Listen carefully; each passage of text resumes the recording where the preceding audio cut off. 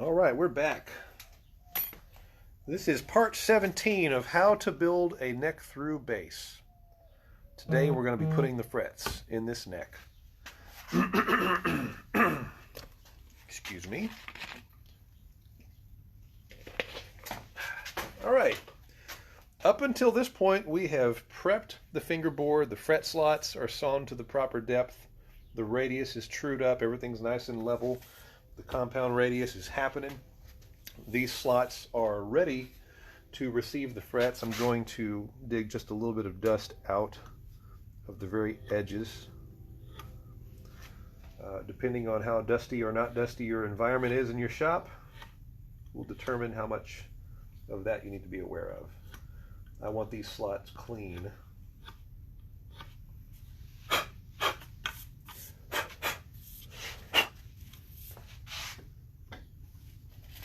We're going to start with our fret wire. I order my fret wire in bulk, usually from StewMac. This is the nickel silver alloy. I personally do not use stainless steel frets. I've done it in the past. It's much harder, obviously, but it's murder on my tools, and it makes it a little bit tougher to give the instrument an excellent fret job. If I had a different setup, if I was using some sort of an arbor press and I didn't have a compound radius, might be a different story, but due to the compound radius, it works best if I do it this way and use this fret material. And this material is plenty durable. If you play with a ridiculously heavy touch in your fretting hand, that might be grounds for saying, okay, let's talk about stainless, but 99.999% of the time, this is what I use. First thing we want to do with this fret wire is clean it. When you buy this stuff, it looks shiny, but don't be fooled. It's dirty.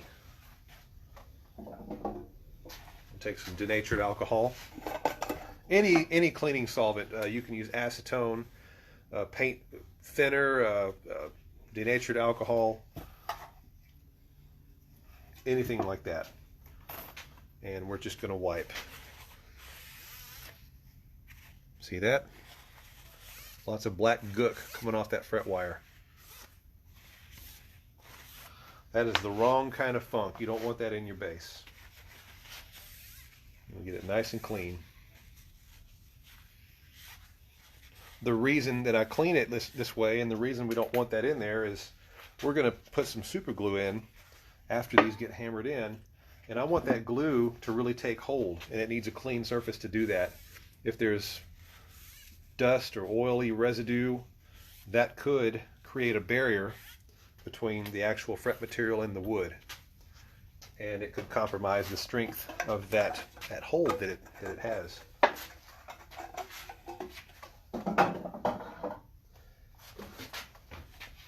The next step is to radius the fret wire.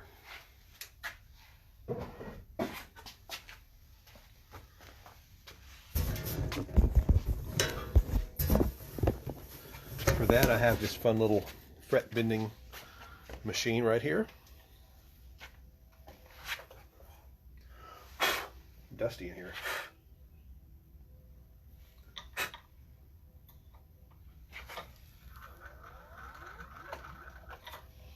Just like that. You do that to all three pieces.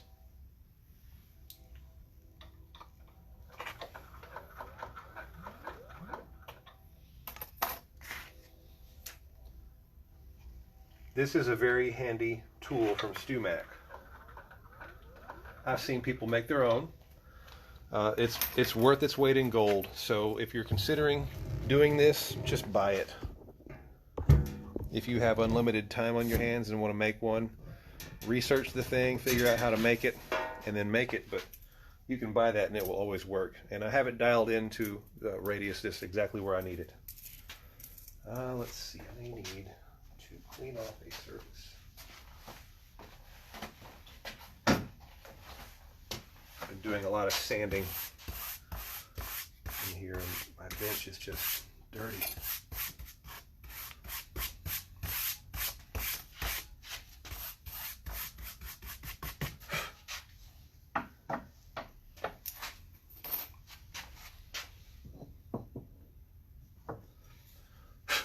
All right, I have a little block that I made. I've got 7 or 8 of these with 24 holes. They're numbered. The way I set this up, use my nippers. I'm just going to lay the fret down. Oh, before I begin clipping, I'm going to cut off the last ½ inch of this material on either end. The reason for that, when the fret bending machine receives it, it doesn't bend the first ½ inch. And I don't want a straight portion of fret wire entering this radius surface that I've prepared. So I clip off an inch total, about a ½ inch on either end, so that the first bit of material that possibly could hit this fingerboard is already radiused to what it needs to fit nicely. Took me a while to figure that trick out.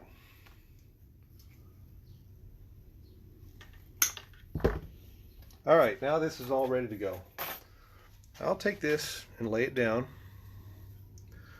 and I'm only going to leave a little tiny bit of extra material. We'll call it slack, about 2 or 3 millimeters tops. Again, I want maximum yield out of my material. I'm not trying to waste a bunch of fret end that doesn't get used. So what that means is every piece that I'm cutting is dedicated to the slot that I'm cutting it for. There's a lot of different ways of doing this. Some people will pre-cut all of their fret wire, and they'll have little drawers with frets 1, 2, and 3, 4, 5, 6, etc. And that's fine. I like to just do each one for the exact base that I'm building it for, because I have different string spacings and fingerboard widths that I make. It can be tough to keep track of it all, so it's best for me just to do it this way.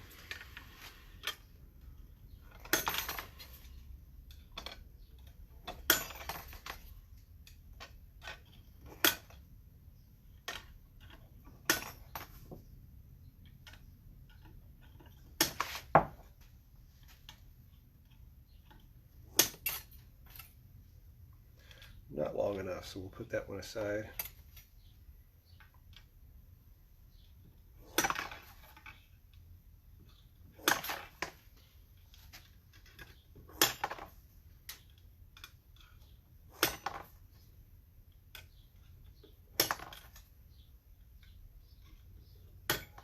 And I'm going to run just short. I have a little extra piece for just this occasion.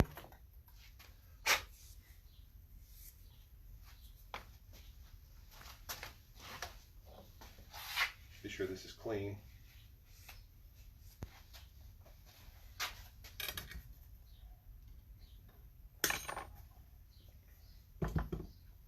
All right, these are all cut. Now I'm going to put them in this block so that everyone is numbered, everyone has its place.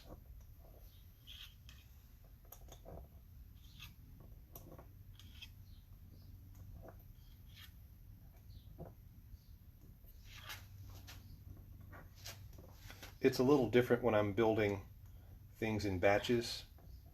I will actually do this 5 to 10 times in a row and have 5 or 10 of these blocks filled up. In some cases doubled up, two frets in each little hole in these things. And I'll do that for half the day, and then I'll hammer frets in for half the day and make a big batch out of it. All right, it's time to hammer these in. I've got my trusty fretting hammer, the Dead Blow hammer, also from StewMac. So here goes. If you can't see the work, by the way, just take your finger and swipe those comments off to the side, and it'll move those out of the way. Lay that on there very carefully and tap it in.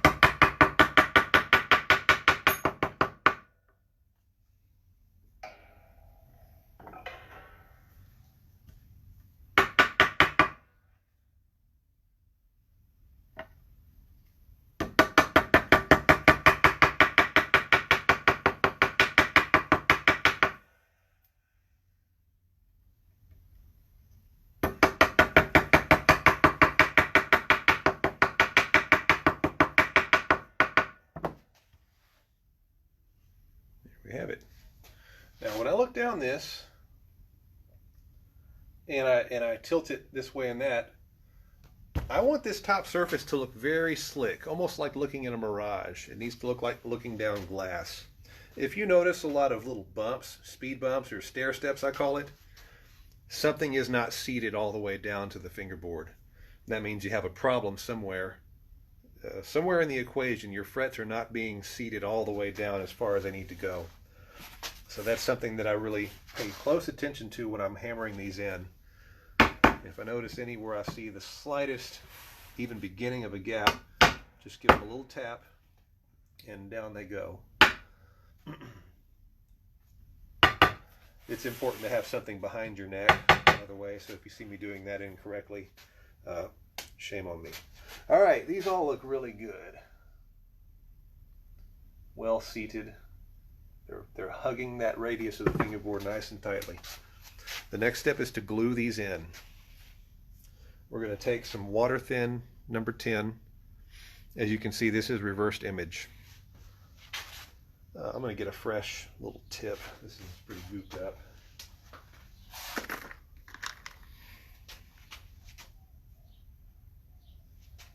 Now, I can go to the very top and put glue on, but that's going to make a mess all over the fingerboard and leave me a lot to clean up afterwards. So what I've found lessens the amount of cleanup after this is to turn the neck on its side and put this little tip right on the very back corner of the fret. And I'm just going to dab a little bit of glue in, and it's going to run down the very back side of that tang and basically fill the tiny gap that there is, so it's completely sealed. And this all comes from very careful measurements and how deep I saw each slot. If it's too tight, there won't be any room for the glue to run through, and it'll just run out onto the top of the fingerboard. And being water thin stuff, sometimes it will run. That's okay, we can clean that up. The reason I'm doing this before the wings are glued onto the neck is for that reason as well. This super glue can go everywhere, and I would rather deal with the neck totally separate from what will be the body, so I can get at everything without the wings in the way.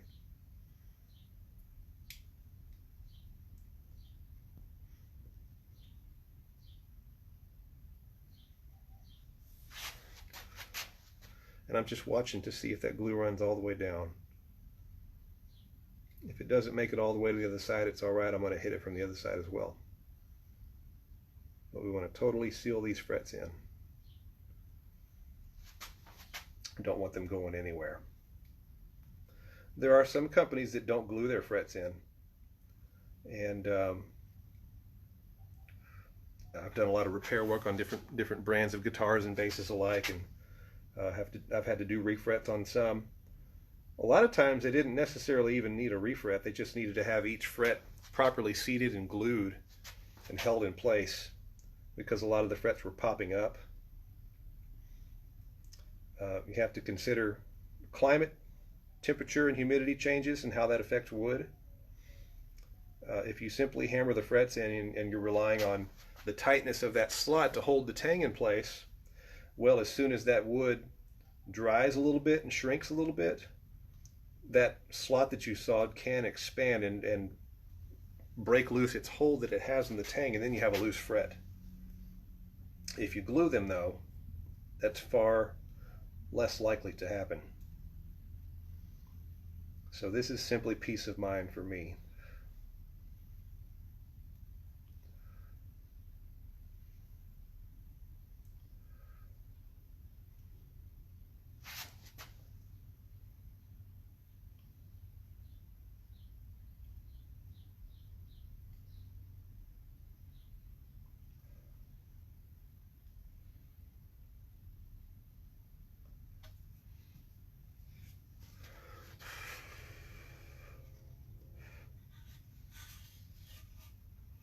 Turn it over to the other side and just touch each side where you see it dry. If it didn't drip all the way through, we want to just introduce a little bit of glue to the other side of the fret so that it runs down and meets where the glue stopped in the middle.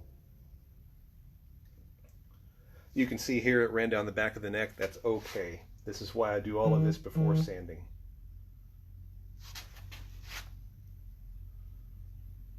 And those are all good. It all ran through. All right.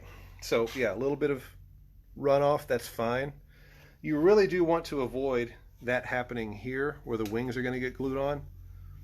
Again, we talk about those sacred lines. This is a machined, perfectly level edge here that we don't want glue getting onto. So yeah. Now there's just a couple spots where some glue ran onto the front of the fingerboard, so I'm going to clean that up real quick. I use acetone for that and just a little cloth.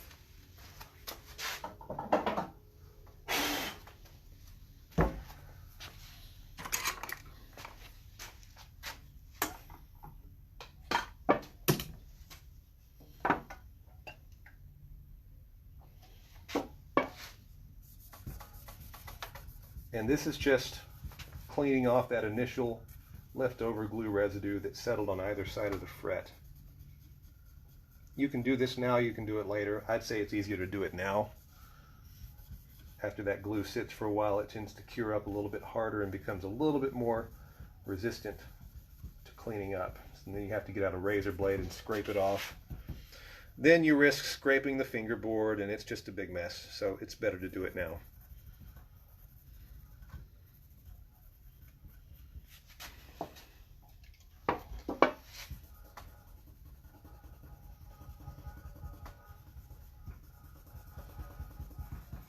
Get that fingernail right in that corner.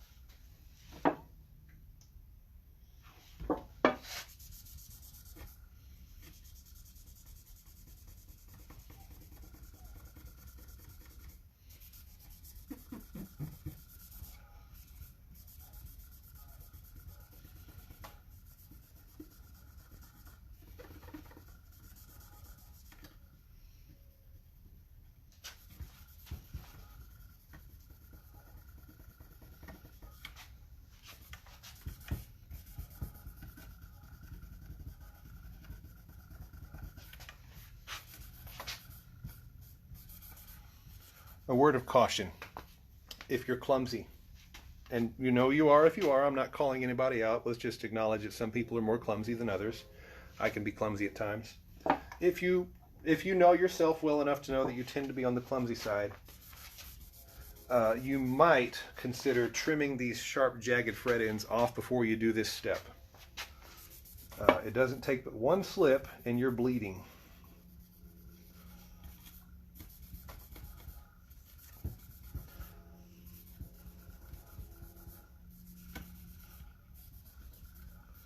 I have bled on bases that I've built plenty of times.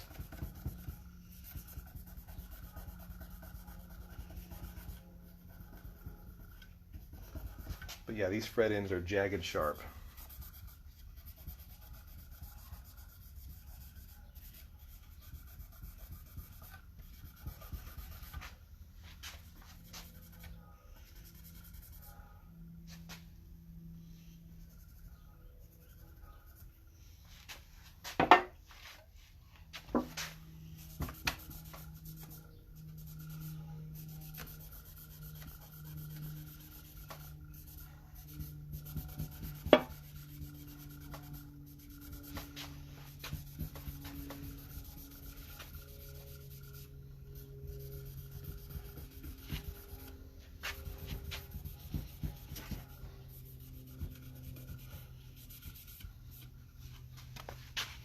All right, that gets the big stuff. I'll probably detail it a little bit later with the razor blade, later in the build. But that gets the basic big stuff off.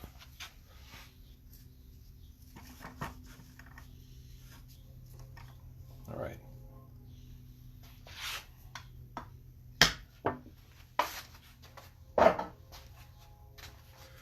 Now we're going to take those fret nippers again, and we're going to cut off the little ends of slack. on the very edge of the fingerboard.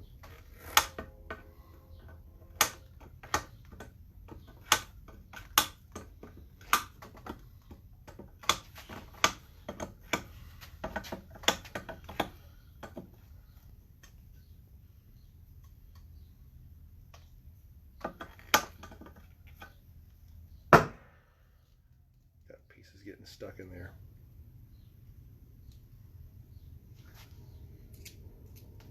Come on out.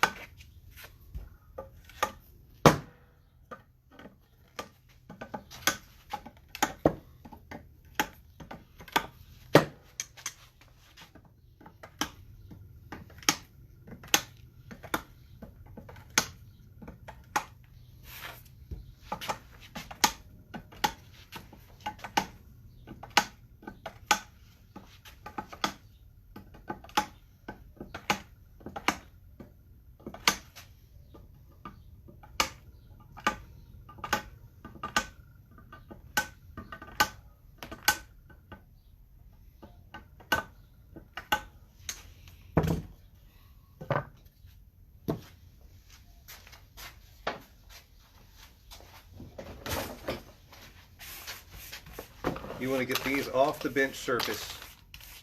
You do not want these there, because the second you lay something down that's been perfectly sanded, you're going to set it right on top of one of these sharp little fret ends that you cut off, and it's going to put a big old dent in your instrument. Or you're going to lean your elbow on one, it's going to embed itself in your elbow. It's not fun. Not that that's ever happened to me, but I'm just thinking if it were to happen, that would probably be really painful. All right, now our fret ends are trimmed, but they're still very sharp. This is something you don't want to run your fingers down. So our next step is to get a file, and we're going to level the sides and then put a bevel into each side of the fingerboard where the frets are. We'll start with our fret leveling file, and I'm going to go, boom, right to the side.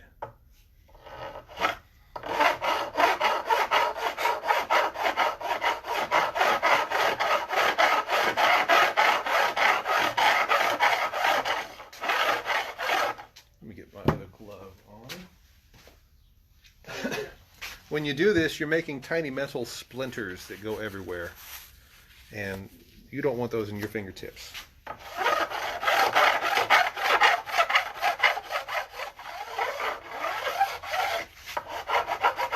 All right, once I can hear that the side is level, I don't hear the teeth grinding anymore, then I'll go ahead and turn for the bevel.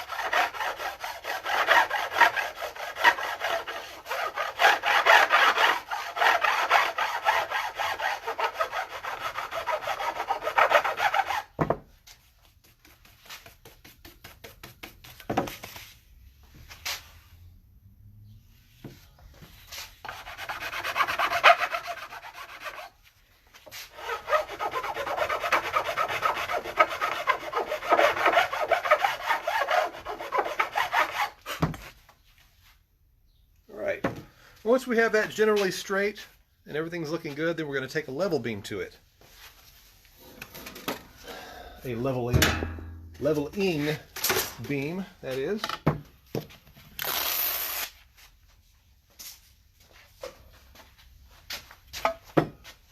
.220 is a good grit for this.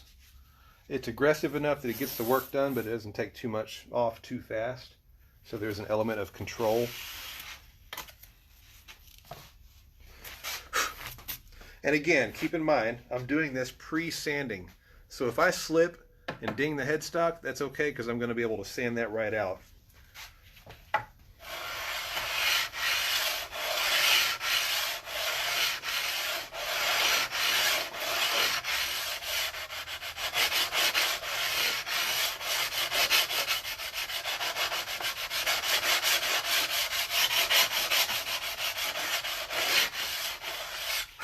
So I'm doing a few things all at once here.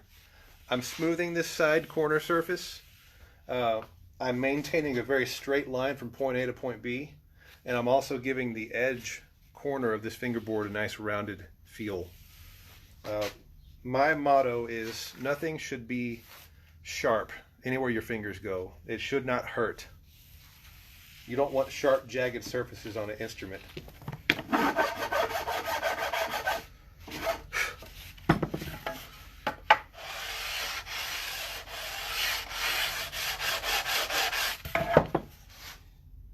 Nice and straight. We're going to flip this around and do the same thing on the other side.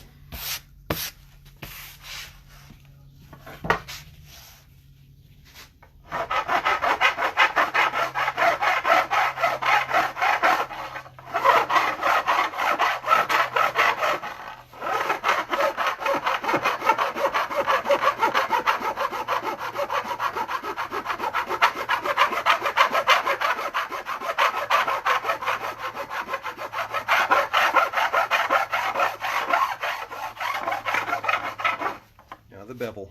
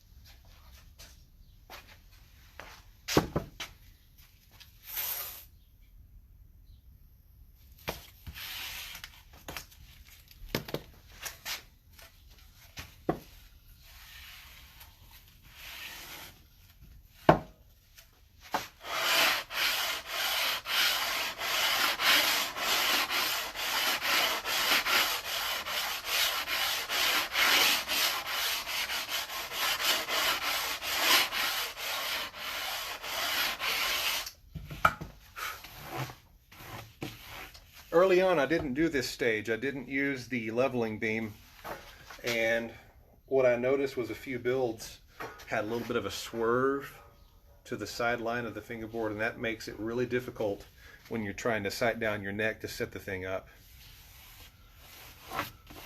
Plus it looks crooked, which bothers me. So I like things to be nice and straight, and with just a little bit more to go on this, and we'll be there.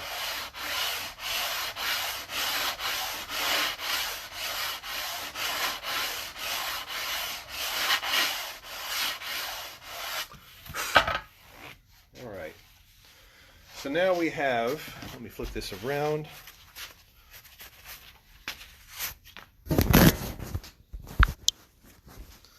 We have nice, oh, will it focus? Beveled fret ends. It's not going to focus, is it?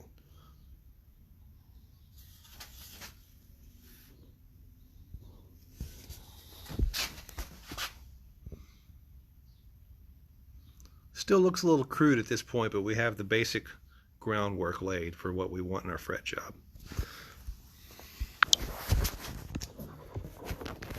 Now, what I'm going to do is put the slightest adjustment on the truss rod just to emulate a little bit of string tension.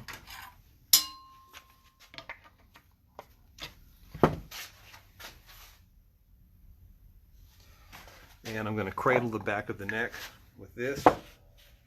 And this part I'm just going to hold with my hand. And I'm going to give the tops of these frets a very gentle preliminary leveling. I'm just going to kiss the tops of all of them and wait until I see that little thin railroad track top on the top of each fret. Very light pressure here.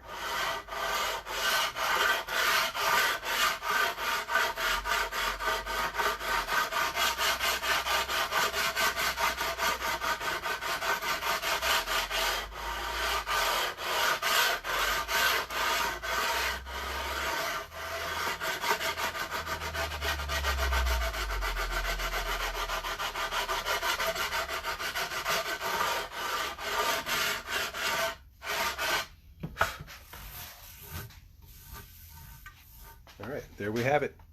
And that's all I do at this point. The next step is going to be a fun one. This is where the base starts to really look like a base. That's where we're going to glue the wings on. All right, thanks for watching. The next part coming up is part 18, gluing on the wings. So be sure and watch that. Thanks. We'll see you next time.